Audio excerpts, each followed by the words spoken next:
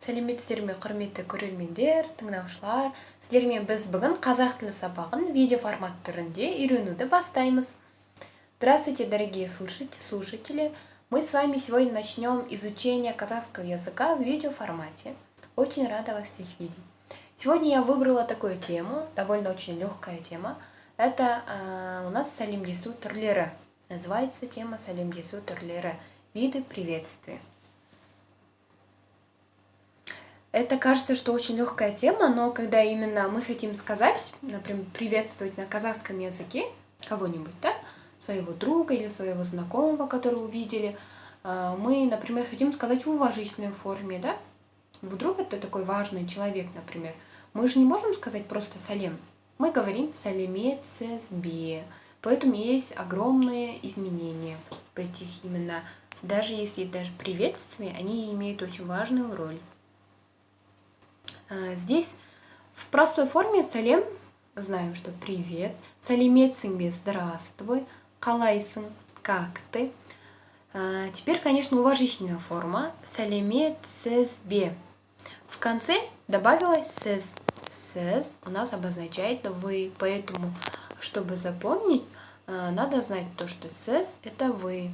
Сәлеметсізбе, здравствуйте. Келесі амансызба. Как вы? Слово амансызба у нас используют больше, например, скажем,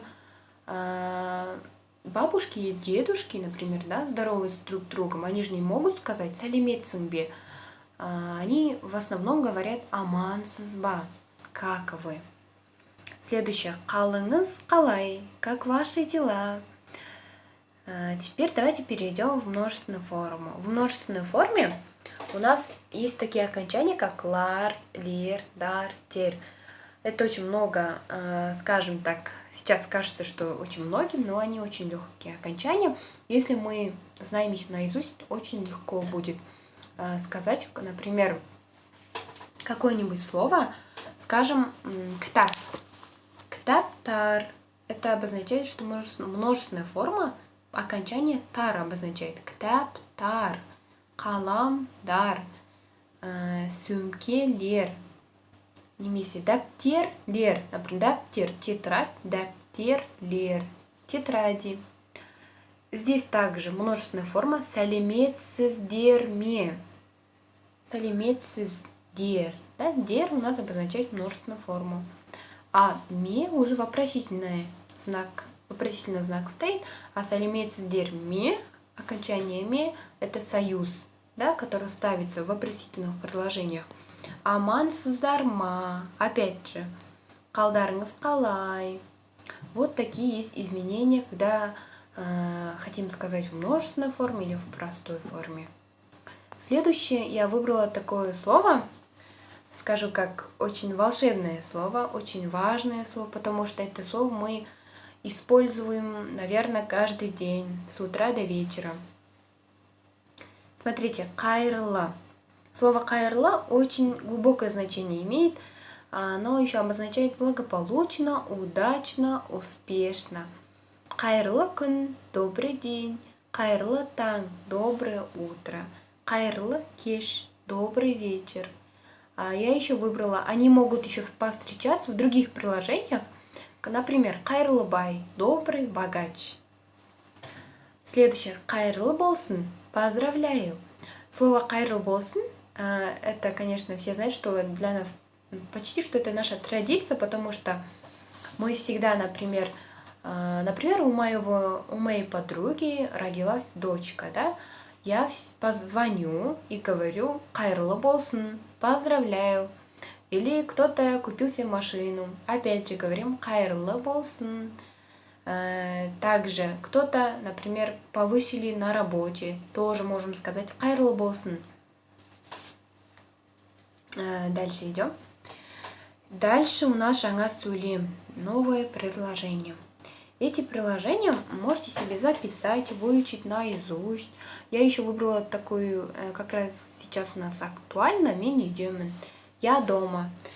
Мен қазір үйдемін.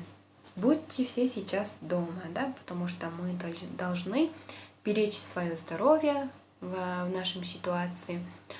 Дальше идем. Үйде болыңыз, будьте дома. Сіз үйдесіз бе? Вы дома? Мен үйге барамын. Я иду домой. Сіз үйге барасыз ба? Вы идете домой. Вы домой идете. Можете здесь прям какие... Здесь одно предложение, но используется в разном формате, да? Где-то восклицательное, где-то вопросительное предложение, поэтому себе запишите, какие изменения есть, и выучите наизусть. Дальше хочу сказать, именно в казахском языке 42 буквы, да, как мы знаем. Из них очень важную роль играют гласные буквы. Гласные они делятся твердые и мягкие буквы. Здесь еще я выбрала такие буквы, они специфические буквы, поэтому очень, если хотите, например, выучить казахский язык, вы должны знать эти буквы наизусть. И, конечно же, хорошо в произношении они должны быть хорошо. А, например, да, твердая буква. О,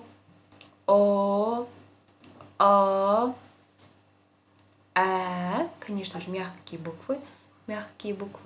Е,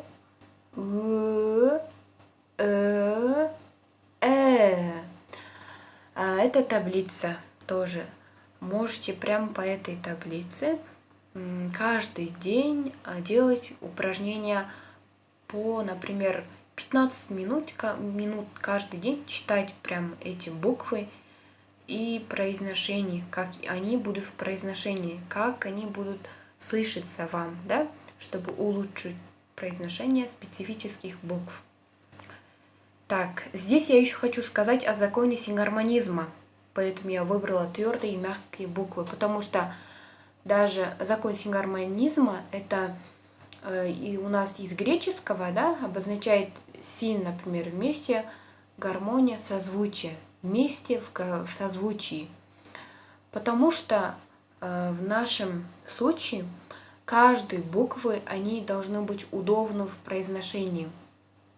Например, смотрите, вот я здесь выбрала небольшие такие слова. Закон сингармонизма, ндистексанга. Что это означает?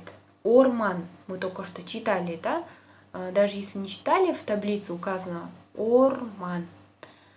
Слово орман. Мы хотим какой-то аффикс добавить. Мы добавляем орман, да. Слово орман у нас твердый слог. О твердая буква, а тоже твердо. И вот этот аффикс, который у нас только что мы добавили, да. И последняя буква, смотрите, оно тоже должен быть твердым. Это и обозначает закон сингармонизма. Какой слог, например, твердый слог, добавляется твердый аффикс. Мы не можем здесь сказать орман и д, например, да, или орман ди, потому что должен быть закон сингармонизма в каждом слове. Созвучие букв, да, чтобы они были удобны для произношения. Следующее. Кыста, например, птицу. Кыс. Опять же, у нас твердый слог, потому что О у нас твердая буква. И окончание оно тоже твердое. Кыста. Поэтому, когда выбираем окончание, должны обратить внимание, они твердые или мягкие, потому что они не могут быть, например, слог не могут быть, например, твердый слог и не добавляется мягкий аффикс. Этого не может быть, потому что они должны быть в созвучии с друг другом. Твердые, значит, аффикс тоже должен быть твердым. Аффикс это окончание. Следующее. And, песню, да, например. And, мы хотим добавить.